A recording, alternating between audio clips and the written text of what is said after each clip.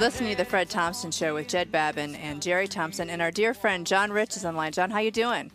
I'm fine, Jerry. How are you today? So good to hear, cowboy. We need one. We need one. We need one today, John, especially. I don't know if you've heard the news. I know you're going to Grant Park to do a concert in Chicago this weekend. Yes, I am. I'm going to be in Chicago, and I'm watching the news like you are, and, you know, I'm disgusted with it, to be perfectly honest. If you're going to make that trip and spend all that money and chew up so much time on the airwaves about it, at least bring it home, you know? I mean, isn't that the truth? What are you doing? You know, to me, it's kind of a slap in the face, I think, to Americans to see our president when you've got Iran boiling over, you've got the Congress in a civil war right now over health care, you've got all these major things that we really do care about other than the Olympics, and then you see him traipsing over there with his running buddy Oprah to try to bring home the Olympics. And I found myself probably like you going, well, I don't like that he's going over there and doing it, but hey, maybe he'll bring it home and we'll actually get something out of it. And then he gets knocked out in the first round. It reminds me that we elected a freshman senator to be our president, because to me that's a freshman kind of move. It is a freshman kind of move. This is a man that, you know, when he was for the short time in the Senate, in the short time that he was in the Illinois, this is a man who voted present.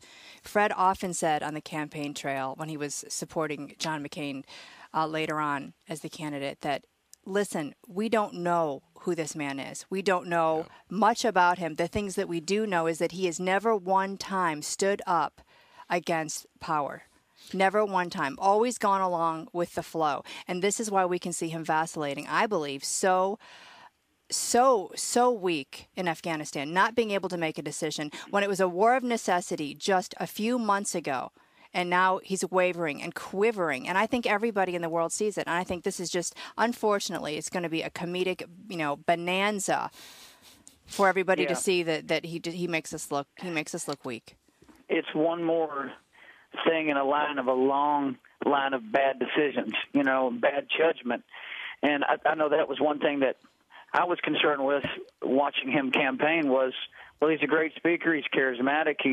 He represents, maybe a new era in politics, to the first black president and all these great things. But I had the same worries. Who is he? And is he wise beyond his years? I hope so, because he's not very old. I hope he is wise beyond his years. But when you look to decisions he's made, with his czars, these Cass Sunsteins and the Van Jones, those are terrible decisions. And to say that you're represented by the people you surround yourself with. That's what he said in the campaign. He also said in the campaign, Afghanistan was the good war. That's the war we have to win. That's the war that really impacts terrorists. And now he's flip-flopping on that and just now meeting with McChrystal. And then you got something like the Olympics, which nobody really cares about, which what we're dealing with right now, and can't even bring that home. It worries me. It really does. Well, speaking of, you're right.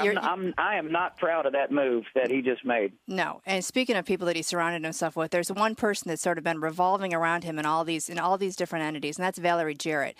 Valerie Jarrett is the one that overrode the White House Office of Personnel to allow some of these folks to be close to the president. The Van Joneses, this Jennings character that we're now finding out, not only when he was a teacher was helpful and encouraging a young boy who had been exploited by another man, but also was very sympathetic towards NAMBLA, which is the adult male young boy fan club, if you can imagine what that really means. Valerie Jarrett was actually on the Chicago board that was pushing for Chicago to get the Olympics. She stepped down. The treasurer of his campaign then stepped in her position, and then she became the first person in history, because the president appointed her in this new office at the White House for this new Olympic committee. Isn't it interesting that all these decisions seem to have Valerie Jarrett at the core? Who is Valerie Jarrett? Well, we know very little about her, except for, guess what? Her dad was a communist and an activist, and she has been that her whole life. Why are we not having more of a conversation about Valerie Jarrett. And does he not have more judgment than to not have some of these people around him? Apparently not. John, you are on the road a lot. You talk to lots of people around the country. What are you hearing when you talk to people at your concerts? Well, I see lots of people throughout the country, coast to coast, every state, and then I'm in the entertainment business, which is dominated by liberals for the most part. There are conservatives, but we're far and away outnumbered. Here's what I'm hearing from people that voted for Barack Obama, artist friends of mine, other people in the business. They didn't realize when they were voting for him that they were voting for all of these other people. It never crossed their mind that he was bringing along that kind of baggage and that kind of a caravan of these just outrageous anti-American type people. And I can tell you right now that their eyes are opening up, their ears are opening up, and they're shaking their heads going, oh, my God, what have I done? And I walk up, there's one artist in particular I saw him the other day. I said, how's that Barack Obama thing working out for you? He looked at me and he says, don't even get me started, man. I said, I tried to tell you in the campaign you need to read up on him a little more. He said, well, I wish I would have now. And I think that's the sentiment you're seeing going across the country. Just people bought into something without realizing exactly what it was. Hey, John, I guess we got Rio de Janeiro announced as the host of the 2016 Olympic Games. You going to get tickets and go on down there?